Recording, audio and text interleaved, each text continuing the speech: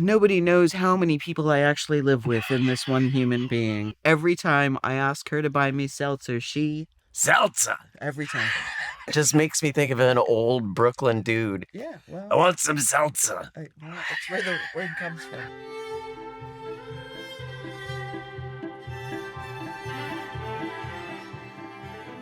My name is Rachel Crowell. I am 56, she, her. Gender identity, I'm a lady. White, brunette, shoulder-length hair, black fuzzy top, black and white dress, reasonably attractive. Helen Boyd Kramer, also 56. She, they, and I actually prefer gender neutral. Medium brown hair, white person, squared glasses, big boobs, chubby with really good boots. What was the beginning of your relationship and then your first date? Like kind of a little bit of your arc of your story. How did we meet? My goodness. When I moved to the city in the 90s, I wasn't looking for anything. Actually, at that point in time, I'd moved to the city knowing on some level that I was going to transition, in as much as I was willing to admit that to myself way back in the day. Explore your gender. Yeah, I was going to explore my identity. I had just left like a 5-year-long relationship and had sworn I was never going to take any relationship seriously again. I was just going to have sex with people, and that was going to be great.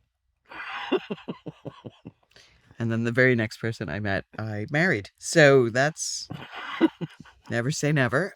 So the first date was literally No contest. pizza at Arturo's, and then we went and saw a McCarthy documentary, and we found out we have the same birthday, same year.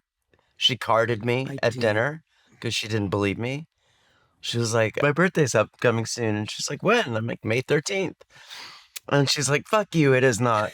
Let me see your ID. Getting carded on my first date. But yeah, so I am like 17 hours older than her. I was born in Wyoming. She was born in Long Island. So we're not related. What did it feel like and what was the process of falling in love? Oh man, it was fast as hell. We didn't sleep together off the first date. Drove you nuts. That was more you. Yeah, it was me. And I think the big thing that we knew was that Sunday where we're just sitting there both reading the paper and not talking to each other for like long stretches of time. And it was like, oh, this is... I think we're married. Yeah. We've already stopped talking. We must be completely good for each other. And then you took me out to meet your big giant family, and like that was crazy. Well, I've just known this person for like a week and a half, and I'm already meeting this huge Italian Polish family out on Long Island with. It's a lot. It's a lot. It's a lot. It's a really big family. Good times. It was overwhelming. I mean, I had a lot of dreams about twins. Uncanny feeling of like intense familiarity and intense newness at the same time. You are still surprising. So. And you surprise me all the time. So, and yet. Like leaving your wallet at home. How has your relationship changed over time? We started off as a straight seeming couple, so that obviously doesn't exist anymore. Even when we got married, we were an M and an F on our documentation. Right. The first number of years, and we were really good, and then transition sort of reared its head. And she was my big cheerleader and actually the one who really helped me kind of get to the finish line. And then we went through like a dark phase. A 10-year mark, it seems to be pretty common with couples. You had transitioned. I had retired from acting because I had transitioned, because it was the early aughts. There were no acting opportunities that I was willing to do. I did not want to be on a very special episode of Blossom. I was like, well, fuck that. I don't want to do that. I just played Henry V and Algernon. No, I'll just retire. And I remember sort of thinking, hey, world, you can have my acting career if I can have a decent quality of life as myself. If we ever got close to divorce, it was somewhere in that period. Yeah. For the first time in the world, I was being seen as a lesbian specifically, which I don't identify as. And so that caused a lot of tension in our relationship. Yep. At first, for a while. We had mismatched libidos, and she's always still been attracted to men on that sort of level. Attracted to everyone. Well, yeah. At some point, we opened up the relationship because it became obvious that if we didn't do something, we probably weren't going to make it. And that changed everything. I was cool with it because I was like, no matter who she's sleeping with, she's not going to have the same relationship that I do with her. That is not threatened. The only thing I want is her to be happy and satisfied. I had a friend upstate who had that kind of marriage that you like would look at and go, well, if I could have that, then of course I'd get married, right? And so one day I asked him, I was like, how does you and Kathy work? And he thought for a minute, and then he said, well, you fall in and out of love, but friendship can take you to the finish line. And I thought, well, that's beautiful because love is like that, right?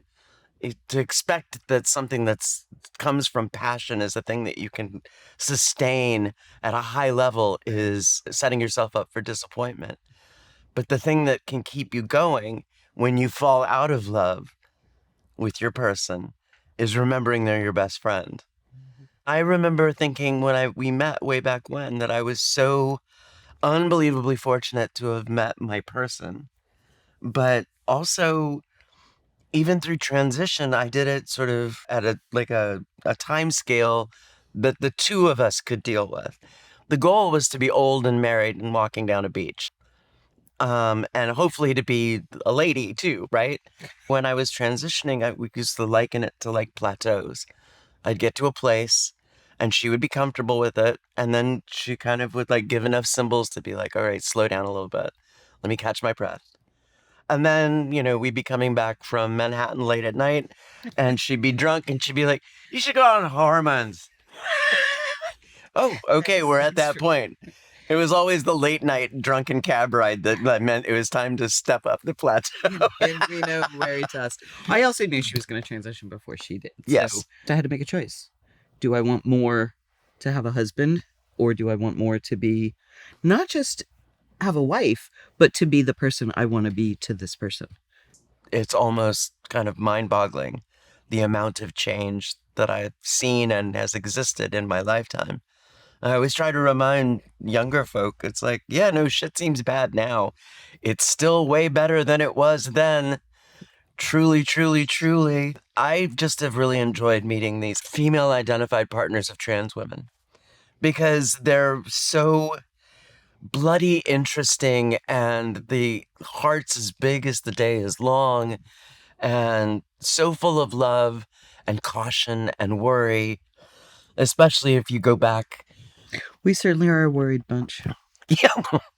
I wonder why. I can't imagine. Yeah. What do you admire about each other throughout this period of knowing each other and loving each other? Well, one of the metaphors we've used for our relationship for years is that she's the kite and I'm the anchor, right? So that if without some ballast, Rach might fly into the stratosphere, and without some lift, I might just Sink drop into the sink earth. to the ocean floor. So we do that for each other in significant ways. She is amazing at both seeing exactly what she wants to do, having zero fear about going after it, including dating me, which I'm intimidating, I'm told, and just being the most loving, considerate person.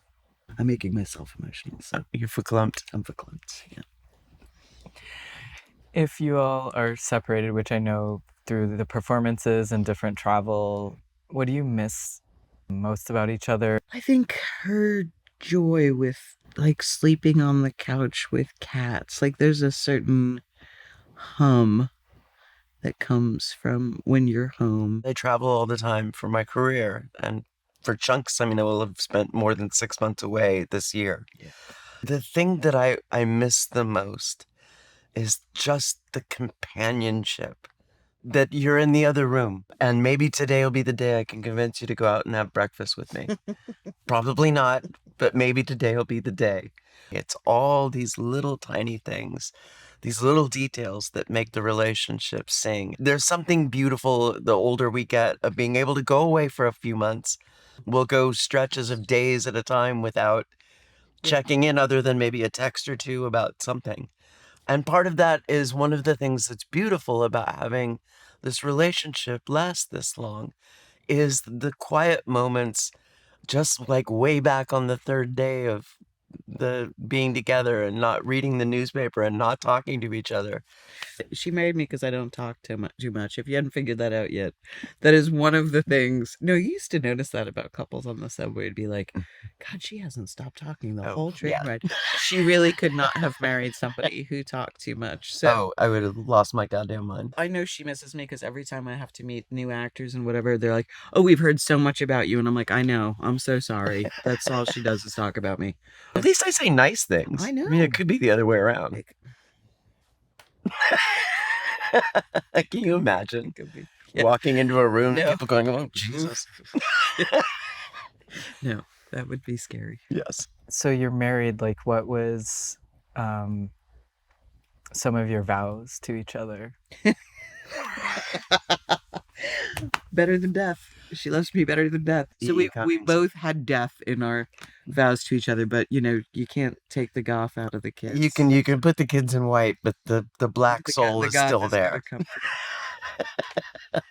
We were goth kids. So. Yes, we both were. What made you decide to get married? My absolute fear that something was going to happen to you and your parents were going to bury you under the wrong name. She was the first person that the idea of being married all didn't seem foreign.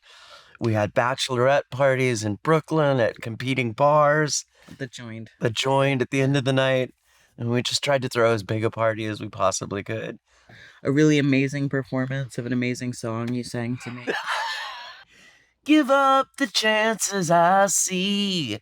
If you'd take me up, raise me up, let me know the heart of it.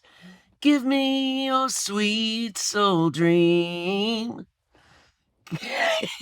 Give me your sweet soul dream. And it goes on from there. But yeah, on the train. Yeah. It made you cry again. What does growing old look like? The beautiful thing about growing old with a person, with your person, is that the indignities and the joys of age are a thing that you can share together, right?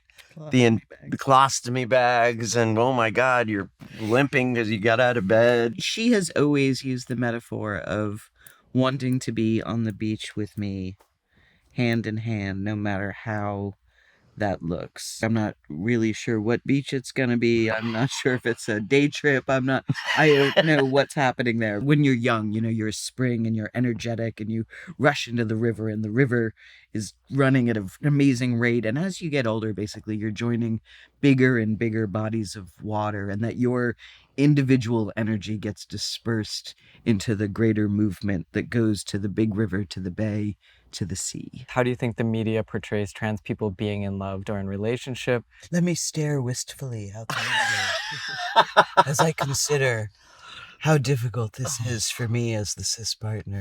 There was always some desperation involved and some impending sense of tragedy. And I get it. It's like, films and TV, they thrive on conflict. That's how you tell stories, blah, blah, blah, blah, blah. It was never just, hey, those two dig each other and they're love. That's awesome. The more that we can de-tragedize, the more that we can start telling stories of people falling in love, and the conflicts could be about something else, right? And that the trans person is just, well, of course I've got a wife. And then we keep going. Now we'll deal with this, whatever it is. There has been this sense that when you put trans people on a screen, there's somehow something's tragic is going on. And it's like, no, actually, it's pretty friggin' amazing and beautiful that we met and that we fell in love and we've been together and we've been through ups and downs, off ramps that were supposed to be on ramps and all of the mess that is just being a regular human being in love with another regular human being, right? That's universal. I want to see more trans people just doing other things. I'm very fortunate that I get to be a part of that, this TV show. I'm just the diner waitress that Ethan Hawke uses my diner as his, office. Nowhere in the script does it say Sally is trans. I'm just me there, right? And that's what I want to see more of. I know this can be contentious in the world, but I think trans people are fucking awesome, right? It's not a surprise to me that trans people are at the bad end of so much bullshit and hate and fear because they're just fucking, again, awesome. I know all the political shit's crazy. Refuse to despair. I refuse to give up because I've already proven to myself that if I just stick to it, I can get through it. And I think that terrifies people. Not just the outside stuff, because they're like, oh, how do you change, or surgery, blah, blah, blah, blah. It's the internal stuff that really, I think, terrifies, because it's like trans people are the leading wedge of what it means to be true to yourself and to actually live your truth in an honest, open way. What's a quirky thing about Rachel? There's this one little dance she does for me if I'm in like a really bad mood. It's great. I'd say a deep, I'm making myself emotional again. A deep sympathy for other people is also, it's not a quirk, but it's something that I don't think people see much, that I see. And I think one is that people think you are such a tough chickie. And you're like, have the biggest heart. She is intimidating and she is a badass. But that's because her heart is so freaking big. You just gotta be that to make sure that the heart doesn't just burst. And that's one of the things I think is most beautiful about you. Rage. Yeah. Rage Rage. and love. And love. Yeah. Flip sides of the same coin. Same thing. Yeah. Who do you think would really get a lot out of seeing you two, particularly as a couple, loving each other? Young folk. The more positive role models for relationships that are out there, the better. There's so much stuff that's completely out of our control and worrisome that we need to counterweight to that. And one of the most beautiful things that humankind has ever figured out how to do is how to couple and become these people who interlace with each other, who are interweaved together. That's open to anybody. I want young trans folk to see that you can be married for 27 years. But I think the big takeaway is the coolest thing that has ever happened to me in this life is this person. And I am so blessed and so unbelievably grateful that somehow, some way, the world conspired to bring us together, and that we, through thick and thin, are still kicking ass and taking names. And that to me is inspiring. The best relationships are the ones that can weather the weird shit and celebrate the cool things and like not get completely thrown when unexpected things happen. Fucking A. Fucking A.